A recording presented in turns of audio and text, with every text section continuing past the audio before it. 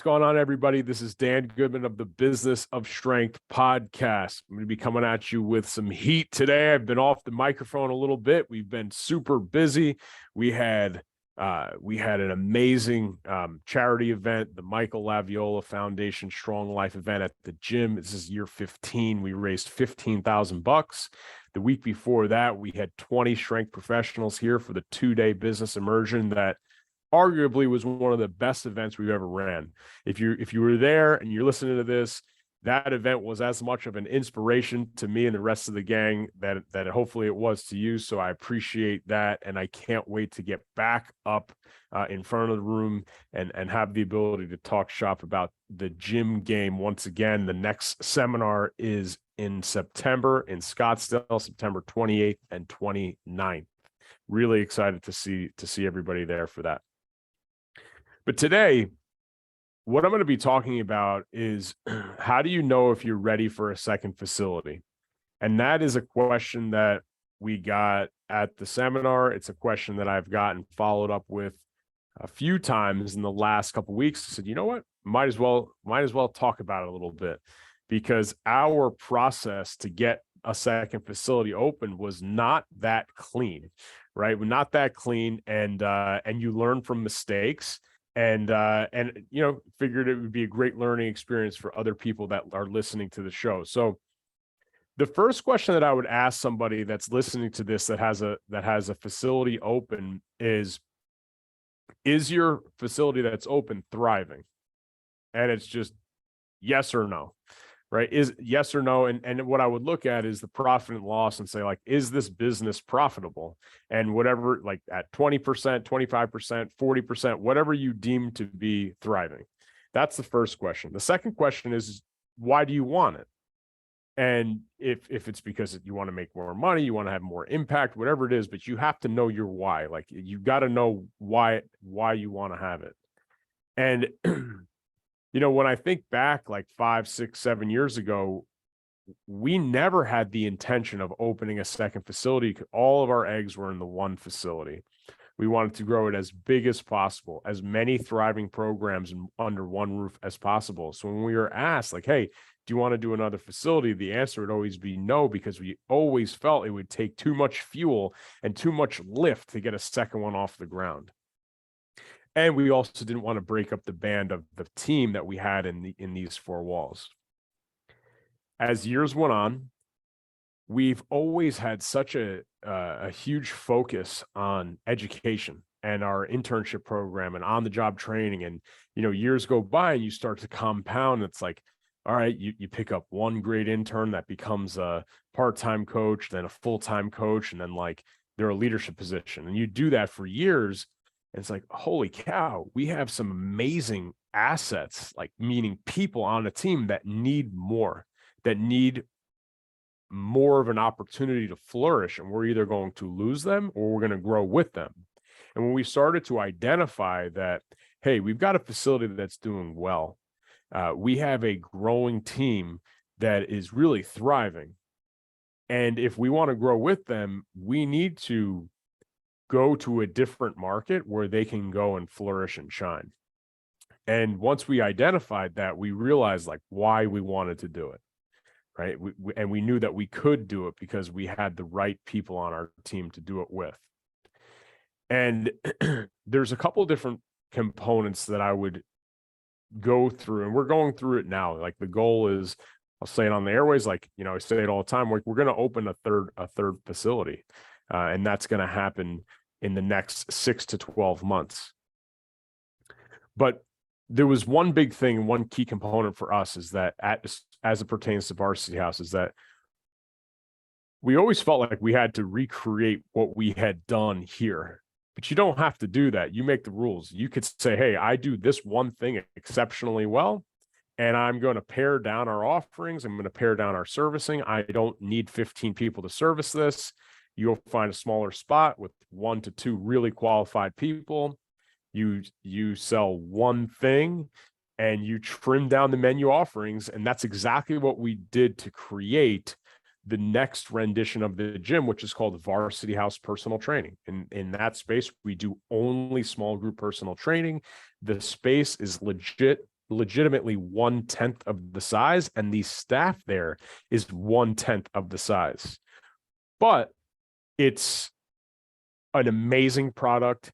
The overhead expense is significantly less. And we were able to go to one of the best towns in North Jersey and grab some market share where there's real demand for high-level small group personal training. And the goal is to do a second rendition of that in the next 6 to 12 months. But there's 4 factors that you need before just saying, like, you know what, I'm just going to multiply what I'm doing, and I've got some good people and I got some money in the bank. I'm just going to do it and speed through it. There's 4 things that you need as the entrepreneur, right? If you are listening to this and you're the one that is making these types of decisions, you're the entrepreneur that needs to ultimately make the decision of if it's, good for you. That's knowing your why you're doing it. And then once you figure that out, like, here's the roadmap that you use and that we're using for our third location, which will be the second rendition of Varsity House Personal Training. First is you need to secure the funding, right? Separate funding, separate LLC, separate the business. The worst thing that you could do is open up the second space and suck the first one dry. That's the worst thing that you could do. So separate bank accounts, separate LLC, separate the profit and loss statement, separate the funding required to open number 2. That is the very first thing that I would do. Open a separate account. You could start a slush fund. You could go take out a line of credit. You could get self-funding, whatever you want to do, that's on you. But the very first piece of advice is separate the financials 100%. Okay. The second thing that I would suggest somebody do is within that facility, that second facility. So let's say you're in one, you're the facility leader in one. In that second one, you need to clearly identify what is that person doing? Like, am I going to appoint a real GM in this facility? And if I am, what are they doing? What are the tasks that they're doing? Are you clear on the expectations of what that role is going to require? Or are you going to be a chicken with your head cut off, driving from one facility to the next and essentially just multiplying your workload between 2 facilities? What I would do is write a very clear and concise general manager duty sheet for your current facility if you don't already have one, and for your second facility, right? You might be sitting in one, that's okay, but we need to clearly identify what is going to be required of the lead person in facility number 2 so that we can hold them accountable. It also will help identify if if a lot of times people will be like, hey, I got this great person. They're great for the role. Like, they can definitely do it. They're a great coach, blah, blah, blah, but they can't sell, or they have no inclination on marketing, or they're very disorganized. You have to know the role before you can fit the person to the role.